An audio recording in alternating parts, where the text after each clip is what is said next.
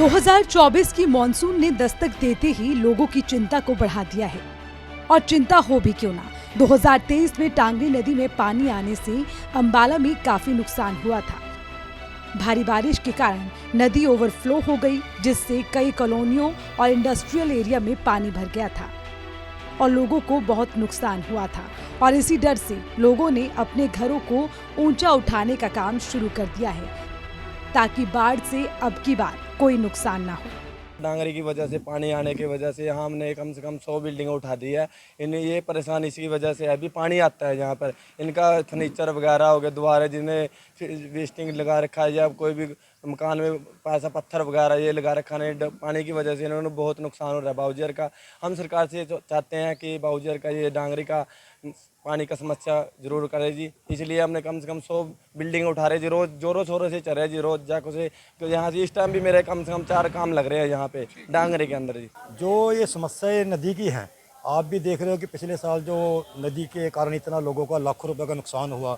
घर में यानी कि लोगों के घर में हमने खुद, मेरे अपने घर में भी हमने देखा कि नमक तक नहीं रहा था लोगों के घर में। 4 बेड हमारे ख़राब हुए, मोटरसाइकिल स्कूटर हर चीज़ ख़राब हुई है, लाखों का नुकसान हुआ है। मगर जो नदी की गहराई है वो अभी कम नहीं हुई। हम चाहते हैं कि कम से कम 10-12 फुट ये हो।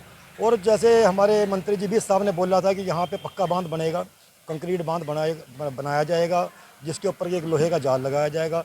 और हम 20 साहब से यही बेनती करते हैं कि इस काम को जल्दी से जल्दी शुरू किया जाए। पिछले साल मेरे मकान में लगभग 6 फुट पानी था, जिससे कि मेरा सारा का सारा फर्नीचर जो है सारा समाप्त हो गया। और मजबूरन में मुझे इस साल जो है ये मकान जो है दोबारा ऊपर उठाना पड़ रहा है, जिसके ऊपर कम से कम मुझे 20 लाख रुपए का जो है मेरे ऊपर एक प्रकार से आपत्ति है ये कि मुझे 20,000 लाख रुपए इसके ऊपर खर्च करना पड़ रहा है।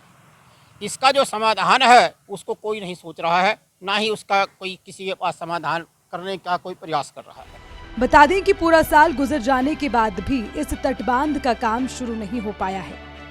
अब जब मॉनसून आने को हुई तो जून में टांगरी नदी को गहरा करने का काम शुरू हुआ, जो अभी तक चल रहा है।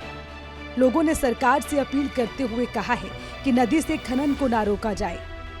बहरहाल जो सक्षम हैं वो अपना घर ऊंचा उठा रहे हैं, लेकिन जो लोग सक्षम नहीं हैं वो तो बस भगवान से प्रार्थना ही कर सकते हैं कि हे भगवान अब की बार ना आए।